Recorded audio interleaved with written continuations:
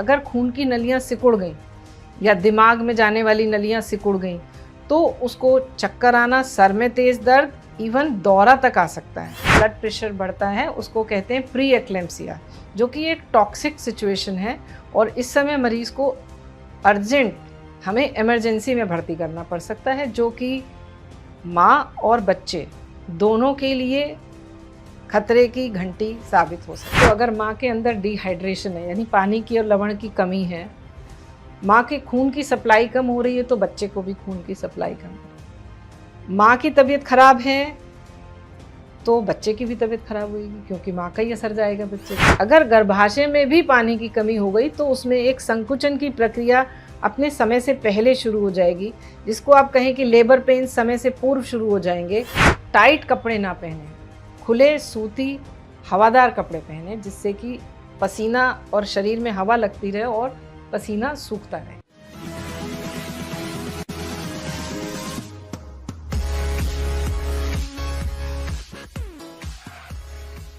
गर्भावस्था का जो पीरियड है वो एक महिला के लिए बहुत इम्पॉर्टेंट और सेंसिटिव पीरियड है। गर्भावस्था के दौरान नेचुरली या फिजियोलॉजिकली मरीज़ का ब्लड वॉल्यूम, मतलब अब कहें कि एक नॉर्मल सामान्य व्यक्ति में यदि 5 लीटर है तो इस समय गर्भावस्था के दौरान वो वॉल्यूम अपने आप बढ़ जाता है फिजियोलॉजिकली। वो इसलिए बढ़ता है कि जिससे वो बच्चे को भी ब्लड सप्लाई कर सके। इस समय क्या है, संभावनाएं गर्मी में होने की वजह से एक तो डिहाइड्रेशन हो सकता है, ब्लड वॉल्यूम पहले ही बढ़ा हुआ है, शरीर में पानी की कमी है, तो ब्लड प्रेशर लो हो सकता है।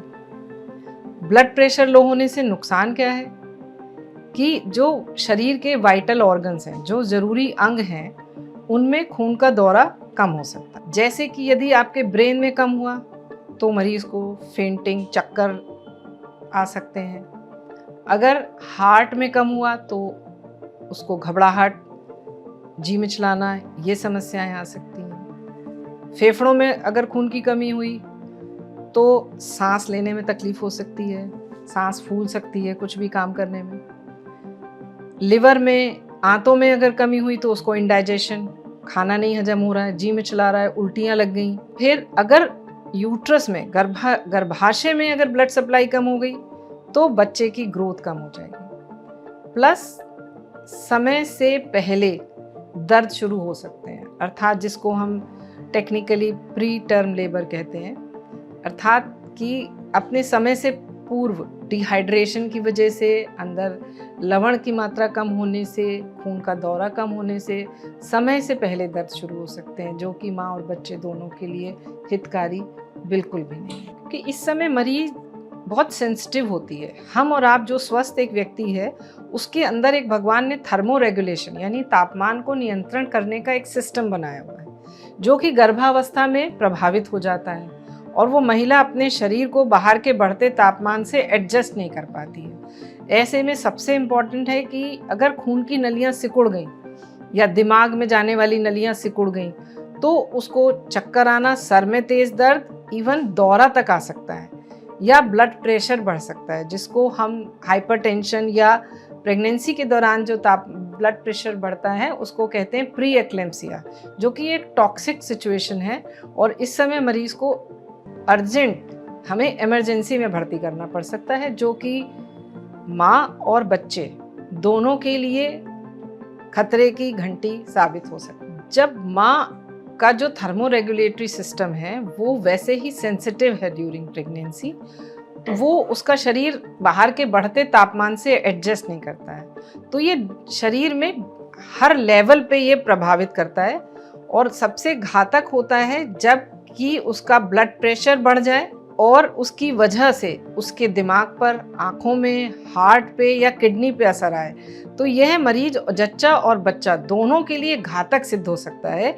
और इसमें जान का भी खतरा है। ऐसी सिचुएशन आने में तुरंत मेडिकल असिस्टेंट या जिस भी डॉक्टर को आप दिखा रहे हैं या इमरजेंसी में लेके जाने की आवश्यकता है और अर्जेंट ट्रीटमेंट अगर उसको मिल जाता है तो इसके घातक परिणामों से, दुष्परिणामों से हम जच्चा को और बच्चा को दोनों को बचा सकते हैं। कि सबसे पहले तो उसे पहचाने क्या लक्षण है। वो मरीज चिड़चिड़ी होगी, उसको घबराहट हो जाएगी सबसे पहले, जो नॉर्मली भी प्रेगनेंसी में होती है। तो अब केवल इस घबराहट को और उस घबराहट को कैसे समझें। पसीना आएगा, गर्मी में वैसे भी पसीना आता है, भयंकर सर दर्द होगा, जी मिचलाएगा, उल्टियाँ लगेंगी, तो ये इसके लक्षण आप पहचान सकते हैं। और वो बेहोश भी हो सकती है, उसको पेट में दर्द भी हो सकता है। तो बीपी, ब्लड प्रेशर आपके समीप, जैसे वो आपने बताया कि गांव में है, तो सबसे पहले उसका ब्लड प्रेशर चेक कराएं। ब्लड प्रेशर बढ़ा हुआ है तो ऐसे में फर्स्ट एड के रूप में सबसे पहले तो उसको ORS का घोल दें। नंबर 2 पे उसको किसी ठंडे स्थान पे ले जाएं, जहां से कि आप उसके तापमान को नियंत्रित कर सकें। मरीज का टेम्परेचर देख सकते हैं, हर घर में थर्मामीटर होता है। कोरोना के बाद तो अब सभी लोग रखते हैं, तो थर्मामीटर से उसका टेम्परेचर चेक करें। अगर 100 से ऊपर है तो ठंडे पानी की पट्टियाँ रखें, जैसे माथे पे है, हाथ में है। ORS दें। सूखे, सूती और ढीले कपड़े और हवादार जगह पे रखें। आजकल थोड़ा सा फैशन के चक्कर में या कुछ लोग टाइट क्लोथिंग्स पहनते हैं या सिंथेटिक कपड़े पहनते हैं, उनसे बचें। अगर वो पहने हुए हैं तो उसको ढीली, सूती, हवादार कपड़े पहनाएं, ORS दिलाएं और तापमान को नियंत्रित करने के लिए ठंडी पट्टी रख सकते हैं। कि हमें उस चीज़ पर फोकस करना है जो पेट में जाकर ठंडक पैदा करे, जैसे नमक चीनी का घोल जो सबसे आसान है, उसमें आप नींबू डाल सकते हैं। नंबर 2 होता है पना, पुदीना और अमिया का जो रस है, वो शरीर, उसकी तासीर ठंडी है, वो अंदर जाके ठंडक देगा। नंबर 3 पे आता है लस्सी, मट्ठा। जो बाजारू पेय डब्बा बंद आइटम हैं उनसे बचें। सबसे अच्छा होगा कि वो फ्रेश और अपने स्वयं के द्वारा बनाई गई चीज़ें लें। ताजे फलों का रस, जैसे कि जो मौसमी फल हैं, ऐसे में खरबूजा है, तरबूज है, खीरा है, ककड़ी है, टमाटर है। इसमें यह भी ध्यान देना है कि वो कटे हुए फल या बाजार के कटे हुए रखे हुए फल ना खाएं, ताजे कटे हुए फल खाएं, क्योंकि जो ठेलों पे कटे हुए फल बिकते हैं उससे इसी मौसम में इन्फेक्शन होने का या गैस्ट्रोएंटराइटिस होने का, जिसमें कि दस्त लग सकते हैं, जो कि अगेन एक मरीज की सिचुएशन को और ख़राब कर सकते हैं। तो ताज़े फलों का रस, मौसमी फलों का रस, ये ऐसे में बेहद लाभदायक सिद्ध होता है। गर्भवती महिलाओं को एक तो पानी पीने के लिए प्यास का इंतज़ार नहीं करना चाहिए। पानी उनको रेगुलर इंटरवल पे लगातार लेते रहना चाहिए। अगर केवल पानी या उसमें चीनी नमक की शिकंजी या कोई शरबत के रूप में ले सकती हैं। ठंडी व हवादार जगह पे रहें।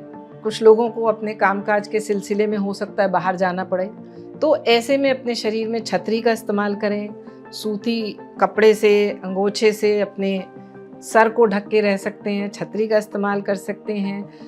थोड़ी थोड़ी देर पे पानी पी सकते हैं। शरीर का तापमान चेक करें। अगर तापमान बढ़ रहा है तो किसी ऐसी जगह पे जाएं या जो ठंडी हो, जैसे पेड़ की छांव है और हवादार हो, जहां हवा लगे। प्लस ताज़ा खाना खाएं। जैसे अगर कोई बाहर जा रहा है और वो टिफ़िन लेके जा रहा है, तो ये एक सबसे ज़्यादा सिचुएशन आती है कि सुबह उन्होंने 6 बजे खाना बनाया, जैसे स्कूल की टीचर्स हैं, अब वो उन्हें जाना भी है, छुट्टी तो नहीं ले सकते हैं, और वो सुबह खाना बना के ले गए। कई बार हमारे मरीज़ ऐसे आते हैं और वो दोपहर में जब उन्होंने खाया तब तक वो खाना ख़राब हो गया और फिर उनको लूज मोशंस और उल्टियाँ, दस्त लग गए, जो कि उनकी सिचुएशन को ख़राब कर देते हैं। तो ऐसे में हमें ऐसा खाना लेके जाना है जो कि 2-3 घंटे में या तो ख़राब ना हो, या उस खाने को हम किसी ठंडी जगह पे स्टोर करें। कोल्ड ड्रिंक तो प्रेगनेंसी में हम बिल्कुल रिकमेंड नहीं करते। क्यों? क्योंकि उससे एसिडिटी होती है, उसमें कार्बन डाइऑक्साइड बहुत होती है, क्योंकि वो है ही कार्बोनेटेड ड्रिंक। कार्बन डाइऑक्साइड जो आपके शरीर में जा रही है वो आपके ब्लड को एसिडिक कर देती है, जो बच्चे और माँ दोनों के लिए नुकसानदेह है। फिर उसमें पेस्टिसाइड्स, प्रिजर्वेटिव्स, तमाम ऐसी चीज़ें हैं जो कि माँ और बच्चे दोनों के लिए दुष्परिणाम ला सकती हैं। आइसक्रीम पे आपने कहा तो सबसे अच्छा होगा आइसक्रीम में भी, क्योंकि कोई भी चीज़ अगर आप शेल्फ लाइफ बढ़ानी है तो थोड़े बहुत प्रिजर्वेटिव्स, मैं किसी पर्टिकुलर किसी चीज़ के लिए नुकसान, मतलब ऐसा कोई नेगेटिव नहीं कह रही हूँ, बट आइसक्रीम थोड़ी बहुत खा सकते हैं। उसमें एक इशू ये है कि गला ना ख़राब हो जाए, खांसी हो जाएगी तो वो एक परेशानी है। ऐसे में बेहतर होगा कि वो घर में पेय पदार्थ लें, जैसे मैंगो शेक है, लस्सी है, मट्ठा है जो घर में बना सकते हैं, तरबूज की ड्रिंक है, खरबूजे की ड्रिंक है, वो ज़्यादा बेहतर रहेगी बजाय आप कोल्ड ड्रिंक और आइसक्रीम लें। और एक और चीज़ इसमें, सिंथेटिक टाइट कपड़े ना पहने, खुले सूती हवादार कपड़े पहने जिससे कि पसीना और शरीर में हवा लगती रहे और पसीना सूखता रहे। कि शुरुआत में अगर देखा जाए तो अगर माँ के अंदर डिहाइड्रेशन है, यानी पानी की और लवण की कमी है, माँ के खून की सप्लाई कम हो रही है तो बच्चे को भी खून की सप्लाई कम हो रही है। माँ की तबीयत खराब है तो बच्चे की भी तबीयत खराब होगी, क्योंकि माँ का ही असर जाएगा बच्चे को स्पेसिफिक। अगर उसके खून की कमी हो गई तो उसका वजन कम हो सकता है। बच्चे का जो पानी होता है एक अंदर, बच्चे को जो चारों तरफ से घेरे रहता है पानी, जो कि उसके लिए एक प्रोटेक्टिव लेयर, बचाव की एक लेयर बनाता है, वो कम हो सकता है। और सबसे घातक परिणाम ये हो सकता है इसमें कि समय से पहले दर्द शुरू हो जाए। अगर गर्भाशय में भी पानी की कमी हो गई तो उसमें एक संकुचन की प्रक्रिया अपने समय से पहले शुरू हो जाएगी, जिसको आप कहें कि लेबर पेन समय से पूर्व शुरू हो जाएंगे। और प्री मैच्योरिटी एक बच्चे के लिए अपने आप रिस्क है कि बाहर जब वो आएगा अंदर से भी डिहाइड्रेटेड है, पानी की कमी है, बाहर जब आया तो भी कमी है, समय से पूर्व आ गया है, तो उसको सांस लेने की तकलीफ, उसके हार्ट में प्रॉब्लम्स, उसका वजन कम होने की वजह से काफ़ी समस्याएं, और जो कि उसके लिए जानलेवा भी साबित हो सकती है। सत्य हॉस्पिटल के YouTube चैनल के सभी वीडियो देखने के लिए सत्य हॉस्पिटल YouTube चैनल को सब्सक्राइब करें और बेल आइकन को दबाएं।